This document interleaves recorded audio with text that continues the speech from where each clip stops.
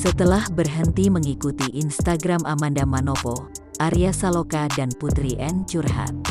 Hal ini lantaran keduanya dikabarkan berhenti mengikuti atau unfollow Instagram aktris Amanda Manopo.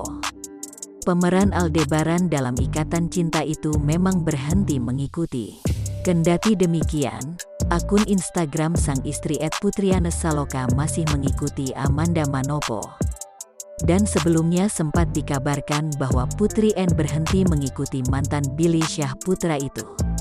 Akan tetapi memang Amanda Manopo sejak dulu tidak pernah mengikuti rekan artis siapapun.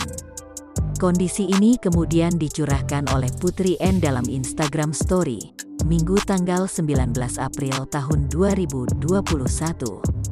Aktris 30 tahun itu mengaku ibadahnya di bulan puasa sekarang banyak cobaan.